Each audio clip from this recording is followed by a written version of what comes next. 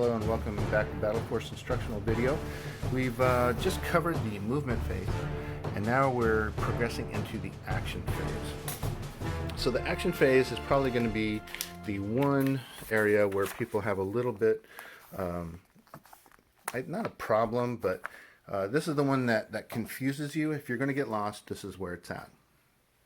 So what is the action phase? Well, the whole turn order is meant as a simulation of fluid motion into a final action. So if you've ever been a soldier or in any type of paramilitary or even just watched a movie, there's usually a process to where you'll end up getting to a point and then performing some kind of action, whether it's a brief combat or setting a bomb or getting a hand grenade ready or what have you, hacking a computer, searching a body, whatever it is. So that's how it goes. There's movement and then action. You can do something. And then there's a recourse action, like maybe I duck behind cover again, or I try to jump up on this container over here and get a better shot at somebody. So movement phase, okay, and then action phase, pow pow, and then reactive movement phase. I'm going to reposition into my final position to where I'm basically set and can take some lines of fire and more steady aim. That's kind of how I meant the flow of this game to go, is like you're playing an action movie. So with that in mind, during the action phase, you can do several things. If you're on the board, you're basically always in an overwatch kind of status. So you can attack, overwatch, or return fire as an action, and these are combat actions. You can react to any combat action that another enemy soldier takes, and so that's why we list them as we do here. Combat action to attack, overwatch, or return fire. To dodge is a combat action. To hunker down is a combat action, etc. There are some non-combat action, which is, let's see, non-combat action. Here we go. To aim. You're not going to be able to react to somebody aiming at you. And so that's a non-combat action, and I think it's actually the only one. But let's go over a little bit more of these in detail. So during the action phase, you can shoot if you want, but it's going to cost you a little bit of accuracy because you're doing so in a rushed manner. You could also dodge, or I'm sorry, and when I say you're penalized a little bit, it adds +1 to your 2-hit roll. So your base skill, let's say your base skill is a 2, and you're firing in the action phase, well, that adds 1 right there. And the guy's behind cover, that's another one. And let's say he's in your second range band for your weapon, well, that's another one. So now all of a sudden you're needing 5s to hit.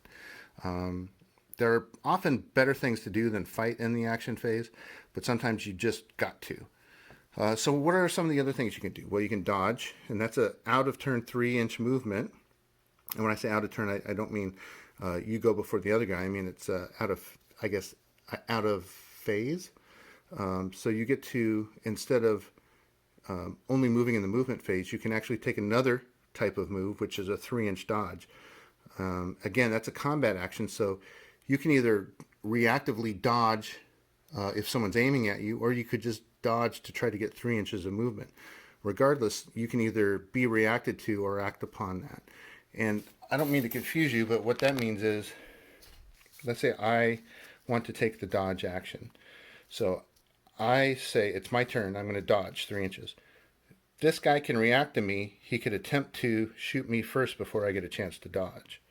Or if my skill is higher than his and he's trying to shoot me, I can try to dodge out of line of sight and thereby spoiling his action of shooting me because he no longer has a target. So how can I tell if I'm faster than he is?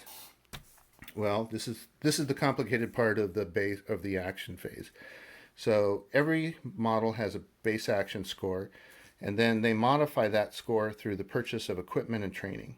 So in this case, our operative here has a modified action score of 7. Now during the movement phase, let's say that our guy also decided that he's going to, let's say he moved tactically. So he no longer has a modified actions of 7. He has a modified action of +2, 9. So also, let's say that this militia enemy model didn't move at all and took the idle action. Well, he now has +4 to his, I guess, base or modified base action, which is 5. So that's a 9. So now we're looking at a 9 versus a 9. Well, since I won initiative, and we're just going to say in this case that I did, then I would break all ties. But let's say he actually was one higher and had a higher modified base action than I did, and I wanted to shoot him. So it's my turn. I'd say, okay, I'm going to shoot you. Well, he says, well, I have a 9 base action. You only have an 8. Or I have a 10. You only have a 9. I'm going to go first. So even though it's my turn, he reacts and shoots me first. Now, if I live through that, I can still do my action. But if I don't, he successfully interrupted me, basically, or got the jump on me. Not so much an interrupt. He just basically goes first. Now, it doesn't have to be the guy that I'm shooting at either. So, for instance, let's say I was over here minding my own business, and I say I'm going to shoot this guy here because I notice he didn't do any tactical movement, and I know my base action score is going to be higher than his. Well, guess what? If I'm in line of sight of any of his soldiers that haven't acted yet, then he can say, well, I can see you take that action. I'm going to interrupt. And then if his skill is higher than mine, he goes first. And so he shoots me, and if he manages to suppress me or whatever, then he thwarts my action trying to take out his buddy. So that's how that's what the relevance is of the modified action points. Is it actually dictates when you get to go in combat. It takes a couple, I guess, playthroughs to actually get it down to where it doesn't feel foreign or like too much bookkeeping.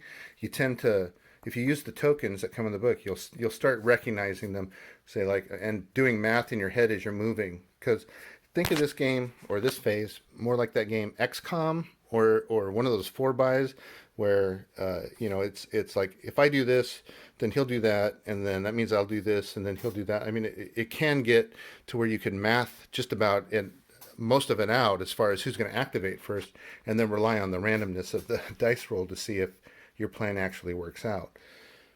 So what are some of the rest of the things we can do in the action phase? Well, if you end up with an unloaded weapon, either because it jammed or ran out of ammo, you can reload it. You can drag or pick up or carry any object. Again, you can assess the battlefield, which increases your initiative score for the next turn. You can aim, which increases any single shot you're going to take during the main combat phase by 1. People with or soldiers equipped with machine guns don't have the luxury of the aim. Excuse me.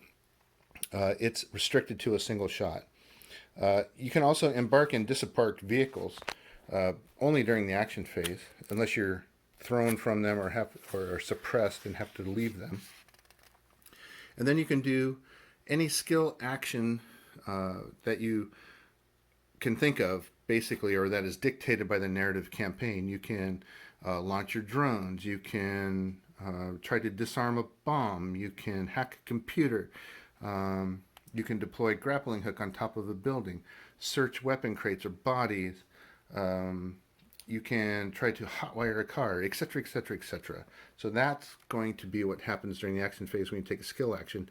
Now, these skill actions, again, typically have a difficulty level, and that's added to whatever your base skill action is for. So not only is it used for shooting, it's also used to complete these skill checks. So let's say our soldier here was going to disarm, let's say there's a bomb here, and he's within an inch. He says, okay, I'm going to take a disarm action here. I have a base skill of 2. For sake of argument, disarming a bomb has a +2 difficulty rating, so now he needs a 4 on a 6-sided dice. So a 4 up will mean that he's got a success. Anything under that means he fails. If he happens to roll a 1, he has to draw a snafu card, which means while you were attempting any of those actions, something bad might have happened. And that's to be honest, all there really is to the action phase. So let's go on to the reactive movement phase now.